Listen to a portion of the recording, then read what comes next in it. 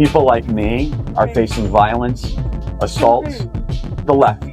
Yes, with the campus Antifa. I've been stormed out of restaurants. I've been assaulted publicly, multiple death threats. Black people are only 13% of the population, yet they commit 55% of the murders. Chaos broke out at Utah Valley State University in Utah on September 10, 2025, when fear burst over the scene. Charlie Kirk was speaking to a throng under a tent during a stop on his alleged American comeback tour. Suddenly, there were gunshots. Authorities think they originated from a structure around 200 yards away. After being hit by a sniper's bullet and taken to the hospital, Kirk was subsequently declared dead, although the mob believed the cops had their man.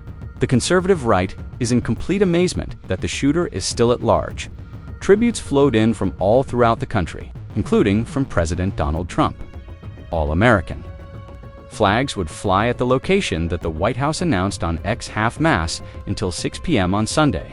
Trump's remarks were unambiguous, in remembrance of the great American patriot Charlie Kirk. The internet was created by that statement, burning, igniting arguments and unending conjecture. Kirk was more than just an outspoken political analyst. He was an extremely effective organizer. He established Turning Point USA at the age of 18, crisscrossing the nation, inspiring young conservatives and creating a movement that made him one of the most divisive characters on the right. At rallies, Charlie Kirk was more than simply a loudmouth. He was racking up absurd amounts on the internet. As well, he amassed almost 7 million followers on TikTok alone, providing him with a huge following on which to promote his opinions. But as soon as word leaked out about his passing, the criticism began to flow, particularly from the Black community. People started going over his earlier remarks again, and believe me, they weren't holding back. You see, Kirk was a lightning rod for blowback because he spent years driving home points, like violent crime statistics and gun violence in Black America.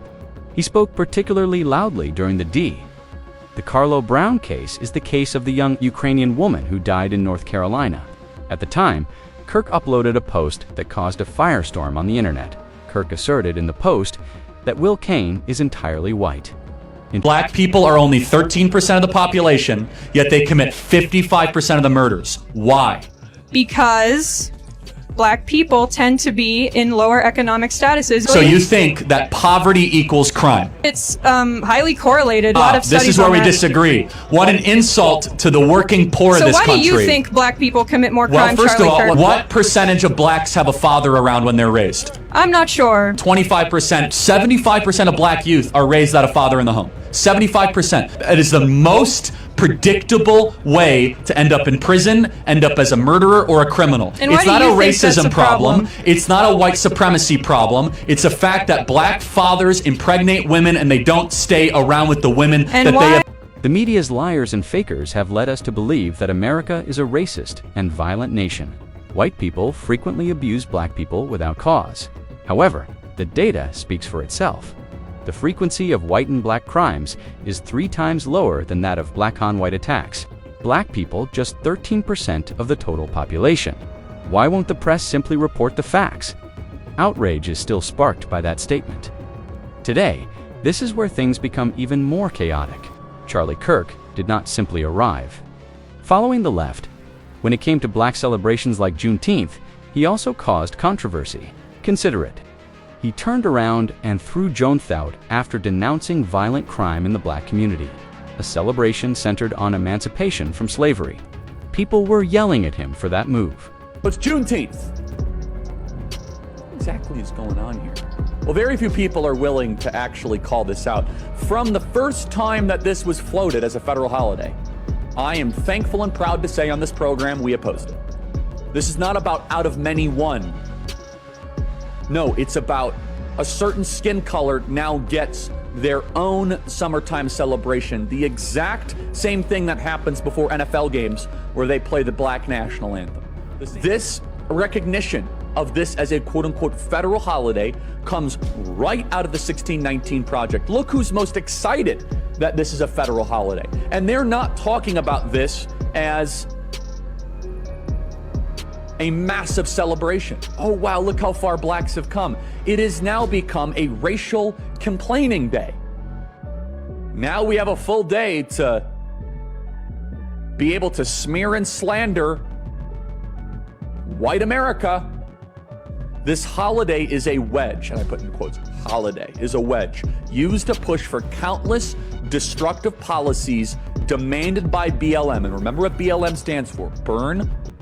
This is the issue with many white conservatives, you see. What do black people have to lose, the way Trump once did? They will ask, undermining themselves by criticizing something that is so directly linked to the history of slavery. Therefore, Kirk's downplaying of Junth didn't sound tone-deaf. It appeared blatantly hypocritical. Many thought he was making fun of a time when people were paying respect to their ancestors while were held as slaves, which offended a lot of people.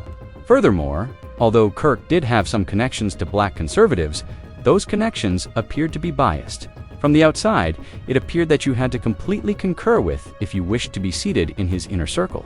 Like a script, every black conservative he encountered promoted the same talking points as him. He did, after all, own a portion of Turning Point USA. And the black voices there had, if they wished to remain close, they had to adopt his philosophy. Critics claim that dynamic revealed his genuine mentality. The thing is this: everyone would agree if this were said about any other group. Call it blatantly inconsiderate. However, Charlie Kirk's remarks regarding the black community were the source of the outcry. Critics argue that he should have kept his feelings regarding Junth to himself if they were genuine. When Kirk discussed violence, some claimed the figures supported him, citing crime statistics or black and black crime. However, it degenerated into outright disdain the moment he crossed the line into ignoring the cultural past. The line is that, and he simply walked over it. It appeared more like targeting than commentary. Critics claim that Kirk catered to his base at every opportunity, even though he was well aware of who they were. However, when audiences of color hear a white conservative, the initial thought is usually the same when disparaging anything like Junth. He's saying this, but why? The history is beyond his comprehension. Because of this discrepancy, his remarks came out as insulting rather than enlightening, and this adds yet another level of controversy to his legacy. Because Kirk had strong opinions about gun ownership that went beyond culture. That aspect of his philosophy sparked further discussion, and we're going to start talking about it. Charlie Kirk once stated unequivocally that empathy was not important to him. He stated unequivocally that American violent deaths were worthwhile if it meant defending the right to bear arms. And the word empathy, actually, I think empathy is a made-up New Age term that does a lot of damage, but I think it's worth it. I think it's worth to have a cost of, unfortunately... That was his attitude, icy and unrepentant. The blowback is now evident. Since he never demonstrated empathy for those who were killed by gun violence, people are wondering why we should now feel the same way about him. This is how one critic dissected it. I'm not here to make fun of his passing. If it was, this is the man who died. Another person. No, let's be honest though. Charlie Kirk didn't think victims should be treated with compassion. For him, those fatalities were simply part of the price of doing business. People are pointing out the harsh irony of that. At the age of 31, Kirk was married and had a family.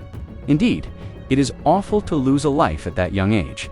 No matter how strong their opinions are, no one should be shot to death for them. Reality is unpleasant, but that's dangerous and repulsive.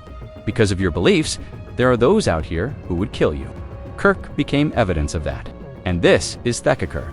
It hurts a lot to publicly reject empathy for other people and then demand the same of the communities you disregarded. The times have evolved. In our generation, hypocrisy is not tolerated. They make it very evident. Even when you're dead, respect for the deceased has simply changed, particularly among the younger generation. Today's rap culture features artists making fun of their former adversaries after they pass away. Anything that would have been unthinkable in the 1980s or 1990s. If someone was taken out by the Bloods or Crips back then, that was it. No one would go out and make a Clowning the Dead for the entire tune. However, times have changed, and it is now accepted as usual. Therefore, when Charlie Kirk passed away, no one was interested in his wife, 2 children, family, or the fact that he was only 31 years old and still had time to change some of his opinions. The idea that he was attempting to use politics to alter the world was not something they were considering. Rather, the emphasis remained on how Heck read himself in life. The response was icy. What do you expect now that you didn't give a damn about us? It becomes even more explosive at this point. With flashpoints like the DeCarlo Brown case, tensions between communities were already quite high. Other disputes that stoked discussions about race. Now, critics want to know who killed Charlie Kirk. Let's ask the tough question, if crime statistics are going to be circulated. In fact, who has ever attempted to kill a president? The people weren't black. Additionally, regarding what transpired in that day, many people in Utah were saying the same thing. Those who pulled the trigger were definitely not brothers, and it alone demonstrates a significant point. Charlie Kirk has made several remarks regarding black people, but no one in the community has ever responded. Let me go shoot you for what you said. Yes, they disliked his words, but they accepted it. Consider it, every day, there are many white commentators who denigrate black people online. Yet no one is out there with firearms to hunt them down. Consider characters such as Fitzmaine and Fresh. People make fun of him. No black person has attempted to kill him, although some threaten to fight him. When it comes to violent escalation, that is the main distinction. History demonstrates that black people typically do not draw the trigger. White people frequently decide who must leave, whether on the left or the right. Kirk's death is all the more bizarre because of this. Since Kirk was talking about how aggressive black people were, let's face it, it's looking the likelihood that the shooter who killed him was white increased. Furthermore, we cannot overlook the centuries-long oppression, invasions, and wars waged by white forces worldwide if we are to be brutally honest about the violence that exists in the globe. Critics respond to conservatives' attempts to distance themselves from the history they shaped by posing a single pointed question. Who do you suppose taught us? Everything in America can be traced back to lessons given by people who claim superiority, from bad English to broken systems. And many people don't want to confront that painful reality, either good or awful. Let's be honest, you taught us. The conditions we were compelled to live in were the source of the systems, the violence, and the struggles. Indeed, some of those negative behaviors persisted. But now, all of a sudden, you're sick of us. You seem astonished by our transformation now. In actuality, you're merely gazing into the mirror because the lessons we were taught are now eroding your own community as well. Yes, violence is a problem in Black America. No one disputes that. Here's the important distinction, though. Black folks aren't killing conservative political leaders. Furthermore, black people are not attempting to overthrow presidents. We do not do that. Why, therefore, isn't the responsibility being put in its proper place? Since the shooters in these well-publicized cases are virtually usually from your own side, why do you keep blaming us? Stop portraying the issue of violence in America as a racial war against black people if you want there to be any meaningful discussion about it. Because, let's face it, white America has always been the greatest threat to itself. Since the beginning, the nation has been torn apart by white-on-white conflicts, regardless of whether they are conservative or liberal. Black America, on the other hand, has been confined, devalued, and deprived of authority to the point where we are no longer considered a real threat. And everyone is secretly aware of the true threat. We have never experienced it. It has always been inside your own ranks. In actuality, the true power is not found in the streets. It is in the hands of those who control the governmental apparatus, the media, and the corporations. A large portion of that authority is held by the left, and it is they who have the ability to pull strings to bring about events like these. But too many people are afraid to call it out rather than hold them responsible. Black communities who don't even have that type of control are thus held accountable. Charlie Kirk pointed at so-called black people for years. Dysfunction. To be clear, however, his death was not the fault of black people. Although what happened to him was unfortunate, we were not the cause of his demise.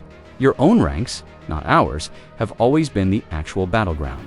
The system has already neutralized Black America for decades, taken away our power, confined us, and made us an easy target talking point. That was always the plan, and it was successful. However, America is currently facing more significant issues that are unrelated to us. We continue to be utilized as a punching bag. Since we can't be held responsible this time, the cycle is ending. Thus, what do you think? Please leave a comment below, and remember to subscribe to Dripsy Press, the like button. Share this video, and leave a comment to join the discussion.